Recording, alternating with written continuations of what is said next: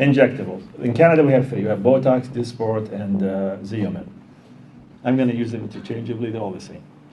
So Botox can be used for sweating, can be used for muscle spasm. They can be used for a variety of things by all kinds of surgical specialties.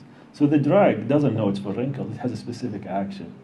And how you use it, that's where you get creative with it. You can use it around the lips. You can put it in the neck. It can be used for spasms, for headaches, for excessive sweating. At the end of the day, we're all the same. If you peel the skin, we're all the same. It's the accordion effect. You get muscles that get into... so when I'm raising my forehead, I'm sure some of you can see it, I get lines across my forehead. I blame my kids for that. But that's beside the point. So the muscle, 90 degrees, you get the line to it. So you know which muscle, and you know the size of the muscle, the insertions, and the face has 38 paired muscles and one unpaired muscle. There's an awful lot of muscles in the face. So you have to be strategic which muscles you block. So we can block the forehead.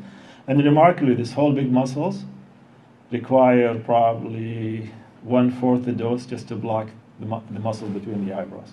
Very powerful muscle there. And we get muscles around the eyes, but you can't block all of it because you get this muscle, which makes you drooping of your lips. So you have to be careful with it. So he said, I don't want any lines in my forehead. Nicole Kidman did this for a while. I personally don't like that. I think you should have some expression. You should be able to yell at the kids and be angry and all that stuff. But some people love it, have a completely smooth forehead. Some people just want to weaken it. You put enough Botox, you can completely smooth the forehead. The advantage for being trained in it and doing all the surgeries on it, these are 3 foreheads. Different patterns, different configurations to them, different muscle strength. You cannot treat all of them with the same dose, the same frequency, and the same locations. You have to individualize it. Otherwise, you're just wasting.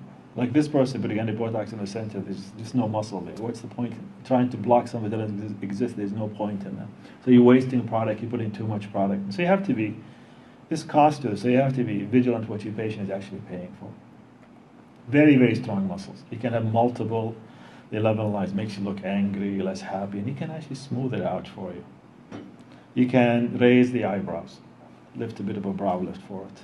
So Botox or Dysport, they can be very effective for what we call dynamic lines. Lines, you get them when you have expression. Less effective for static lines you have no expression. They're probably still going to be there. You need something else for that. But something is used very often, and it can be quite a nice complement to you. In many ways, honestly, Botox for the forehead works as well, if not better than surgery. It doesn't last as long as surgery, but you don't have to have all the other stuff that goes with the surgery.